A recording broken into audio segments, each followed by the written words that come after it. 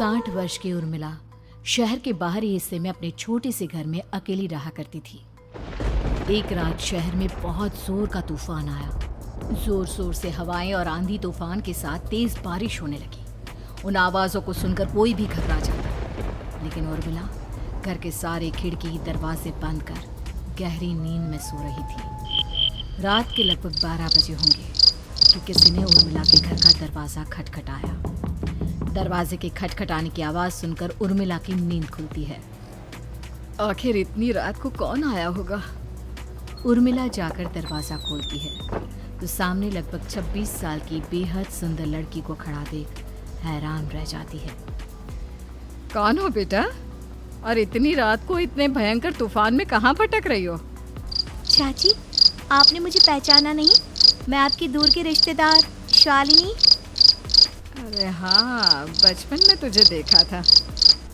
इतनी जवान हो गई है, कैसे पहचान में आती। लेकिन तू यहाँ क्या कर रही है, और वो भी ऐसी अंधेरी तूफान भरी रात में? उर्मिला की बात सुनते ही शालिनी की आंखों से आंसू बहने लगे। वो फूट फूट कर रोने लगी। ये देखकर उर्मिला को कुछ समझ में नहीं आया और उसने शालिनी का हाथ पकड़कर घर के अंदर आने के लिए कहा। जैसे ही शालिनी घर के अंदर रोशनी में आई, उर्मिला की नज़र उसके पेट की तरफ गई, जिसे देखकर ये साफ पता चल रहा था कि वो प्रेग्नेंट है। अरे, तू तो पेट से है। ऐसी हालत में इतने भयंकर तूफान में आधी रात को बाहर भटक रही है। आखिर बात क्या है बेटा, मुझे सब कुछ साफ साफ बता। क्या बताऊं चाची, ये सब जिसकी वजह से हुआ है उसके बारे में बताने में भी मुझे शर्म आती है। मैंने घर वालों की मर्जी के खिलाफ जाकर एक लड़के से शादी कर ली थी, पर वो शादी के 1 महीने बाद ही मुझे छोड़कर चला गया। छोड़कर चला गया का क्या मतलब? क्या उसके साथ कोई हादसा हो गया? नहीं, उसे कोई दूसरी लड़की पसंद आ गई और मेरी प्रेगनेंसी की खबर सुनते ही उसने मुझे बेसहारा छोड़ दिया। उसके बाद मैं अपने घर गई, लेकिन माँ पापा ने मुझे घर में कदम तक नहीं रखने दिया। तभी मुझे आपकी याद आई। कोई बात नहीं, कोई बात नहीं, तुमने यहाँ आकर अच्छा ही किया। एक काम करो, तुम आराम करो। वैसे भी ऐसी हालत में इतना घूमना फिरना और इस तरह आधी रात को बाहर भटकना ठीक नहीं होता। प्रेग्नेंट औरत को आधी रात को घर से बाहर नहीं निकलना चाहिए। बुरी आत्माएं उस पर अपना असर दिखा सकती है। और इतना कहकर उर्मिला ने शालिनी को एक दूसरे कमरे में जाकर आराम करने के लिए कहा।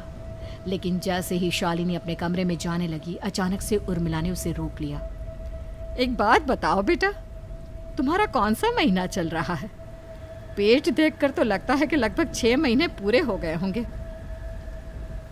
उर्मिला की बात सुनकर शालिनी के होठों पर मुस्कुराहट आ गई। चाची जी, अभी सिर्फ 1 ही महीना हुआ है। शालिनी की बात सुन उर्मिला दंग रह गई। उसे समझ में नहीं आ रहा था कि प्रेगनेंसी के पहले ही महीने में शालिनी की हालत ऐसी क्यों थी। लेकिन फिर उसने बात को नज़रअंदाज कर शालिनी को आराम करने के लिए कहा और खुद भी कमरे में जाकर सो गई। अभी कुछ ही घंटे बीते थे कि अचानक से एक बच्चे की बड़े ही अजीबोगरीब बेढंगे तरीके से रोने की आवाज़ें उर्मिला के घर में गूंजने लगी। उन आवाज़ों को सुनकर उर्मिला की नींद फिर से खुलती है। ये अचानक बच्चे के रोने की आवाज़ कहाँ से आने लगी? उसने उठकर चारों तरफ देखा, पर वहाँ उसे कोई नजर नहीं आया। उर्मिला घबराते हुए शालिनी के कमरे में गई तो वहाँ उसे कमरे की दीवार पर एक बेहद खौफनाक साया नजर आया, जिसे देखकर उर्मिला बुरी तरह से घबरा गई। आखिर ये सब क्या हो रहा है? शालिनी, शालिनी उठो! उसने जोर जोर से आवाज देकर शालिनी को जगाने की कोशिश की, लेकिन ऐसा लग रहा था जैसे उसकी आवाज शालिनी तक पहुंच ही नहीं रही थी। कमरे की दीवार पर एक बहुत बड़ा और बेहद डरावने दिखने वाले इंसान का साया और एक बच्चे के अजीबोगरीब ढंग से रोने और चीखने की आवाजें अब उर्मिला को ज्यादा डराने लगी थी। उर्मिला को शालिनी की चिंता सताने लगी और उसने पूरी ताकत के साथ चीख कर शालिनी को आवाज लगाई, शालिनी! तभी अचानक सब कुछ एकदम पहले जैसा हो जाता है और उर्मिला की आवाज सुनकर शालिनी की नींद खुलती है। क्या हुआ चाची, आप इतनी तेज क्यों चिल्ला रही हैं? अब ठीक तो है ना? अभी अभी मैंने तुम्हारे कमरे में कुछ अजीब सा देखा। तुम ठीक हो ना शालिनी? मुझे यहाँ एक बच्चे के रोने की आवाज़ें आ रही थी। लगता है आपको मेरी कुछ ज़्यादा ही चिंता हो गई है। आपने मेरी प्रेगनेंसी के बारे में कुछ ज़्यादा ही सोच लिया होगा। मैं एकदम ठीक हूँ, आप आराम से सो जाइए। इतना कहकर शालिनी ने उर्मिला को फिर से अपने कमरे में जाने के लिए कहा और खुद भी जाकर सो गई। पर अब उर्मिला की आंखों से नींद गायब हो चुकी थी। अगली सुबह जब शालिनी उठी तो वो सीधा उर्मिला के पास आई। गुड मॉर्निंग चाची। तभी अचानक उर्मिला की नज़र शालिनी के पेट पर पड़ती है, जिस पर नीले रंग से एक अजीब सी आकृति नजर आ रही थी। शालिनी, ये तुम्हारे पेट को क्या हुआ? मैंने इतनी औरतों को देखा है, ऐसा तो किसी के साथ नहीं होता। शालिनी ने जैसे ही अपने पेट की तरफ देखा तो उसे वहां कुछ भी नजर नहीं आया। चाची कुछ भी तो नहीं है, सब कुछ एकदम नॉर्मल है। आपको क्या अजीब लग रहा है? इससे पहले कि उर्मिला उसके सवाल का कोई जवाब देती, अचानक से शालिनी के पेट में जोर जोर से दर्द होने लगा। वो बुरी तरह दर्द से तड़पने लगी। चाची, चाची। ये सब देखकर उर्मिला बहुत घबरा गई। उसने धीरे धीरे शालिनी के पेट को सहलाना शुरू किया, लेकिन शालिनी का दर्द कम नहीं हुआ। उर्मिला जाकर रसोई से पानी का गिलास लेकर आई और शालिनी को पानी पिलाने की कोशिश करने लगी। ले बेटा, पानी पी ले, तुझे आराम मिलेगा। ले ले। नहीं चाची, मुझे बहुत तेज दर्द हो रहा है। अरे थोड़ा पी ले बेटा। जैसे ही उर्मिला ने शालिनी को पानी पिलाया, उसने देखा कि गिलास में बचा पानी का रंग नीला पड़ गया और शालिनी की आंखें अजीब हो गई। उसके पेट पर बच्चे का एक डरावना चेहरा नजर आने लगा। ये सब देखकर उर्मिला की डर से हालत खराब होने लगी, पर तभी शालिनी का दर्द ठीक हो गया। बेटी, अभी तुम्हारा दर्द ठीक है तो ऐसा करो, तुम थोड़ी देर आराम कर लो। शालिनी को आराम करने के लिए कहकर उर्मिला तेज कदमों से चलकर घर से बाहर निकल जाती है और पास ही रहने वाली एक औरत कालिंदी के पास पहुंचती है। अरे उर्मिला बहन, बड़े दिनों बाद दिखाई दी, क्या हुआ? बहुत घबराई हुई सी लग रही हो, सब ठीक तो है ना? क्या बताओ कालिंदी बहन, मेरी एक दूर की रिश्तेदार आई हुई है। वो पेट से है और उसके साथ ना अजीब अजीब चीजें हो रही है। अब उर्मिला सारी बात कालिंदी को बताती है, जिसे सुनने के बाद काले जादू और तंत्र विद्या की माहिर कालिंदी एक ताबीज बनाकर उसे देती है। बहन, मुझे शालिनी पर किसी बुरी आत्मा का साया लगता है। ये ताबीज ले जाओ, आज रात को 12 बजे उसे पहना देना, फिर सब ठीक हो जाएगा। उर्मिला ताबीज लेकर घर वापस आती है और अब आधी रात के होने का इंतजार करने लगती है। जैसे ही आधी रात होती है, वो नींद में सोई शालिनी को ताबीज पहना शांति से अपने कमरे में आकर अपने पलंग पर लेट जाती है। अब सब ठीक हो जाएगा, ये सोचकर उर्मिला शांति की एक सांस ही लेती है कि तभी अचानक उसकी आंखों के सामने कुछ ऐसा आता है जिसे देखकर उर्मिला डर से चीखने लगती है। तुम कौन हो? कौन हो तुम? जाओ यहाँ से। तभी उर्मिला की एक जोरदार दर्द भरी डरावनी चीख वहां पर गूंज गई। उर्मिला की आंखों के सामने एक बच्चा खड़ा हुआ था, जिसका पूरा शरीर किसी बूढ़े की तरह नजर आता था, लेकिन मुंह किसी नवजात बच्चे की तरह था। उसकी आंखें गुस्से से लाल थी और वो घूर घूर कर उर्मिला की तरफ देखा जा रहा था। कौन हो तुम? कौन हो? उर्मिला के चीखते ही वो बच्चा जोर जोर से रोने लगा। घबराकर उर्मिला ने अपने हाथों को अपने कानों पर रख लिया। उसकी समझ में नहीं आ रहा है कि आखिर ये सब उसके साथ क्या हो रहा है। कौन हो तुम? कौन हो? क्या चाहते हो मुझसे? जाओ जाओ यहाँ से, आखिर तुम हो कौन? तभी अचानक से उर्मिला के पूरे घर में लाल रंग की रोशनी फैल गई। वो बच्चा धीरे धीरे कदमों से चलता हुआ उर्मिला की तरफ बढ़ने लगा। किसी नवजात पैदा हुए बच्चे के जैसे उसके रोने की आवाज अब उर्मिला के कानों में गूंज रही थी। ये अब गायब हो चुकी थी। उर्मिला दौड़कर शालिनी के कमरे में पहुंची, जहां वो गहरी नींद में सोई हुई थी, पर उसके गले का ताबीज गायब हो चुका था। उठो उठो शालिनी, उठो बेटा, मुझे तुमसे जरूरी बात करनी है। अरे चाची, क्या हुआ? इतनी रात को आप परेशान क्यों कर रही हैं? सब ठीक है ना? अभी जब तुम सो रही थी ना, तो मैंने तुम्हारे गले में एक ताबीज पहनाया था। कहाँ गया बेटा, बताओ मुझे। शालिनी ने चारों तरफ अपनी नजरें घुमाकर देखा, लेकिन वहां पर कोई ताबीज नहीं था। वह हैरानी से उर्मिला के चेहरे की तरफ देखने लगी। उसे समझ में नहीं आ रहा था कि आखिर उर्मिला किस ताबीज के बारे में बात कर रही थी। नहीं चाची, यहाँ कोई ताबीज नहीं है। लगता है आपने कोई बुरा सपना देखा है। मैंने कोई बुरा सपना नहीं देखा। खैर छोड़ो, तुम अब सो जाओ, कल सुबह बात करते हैं।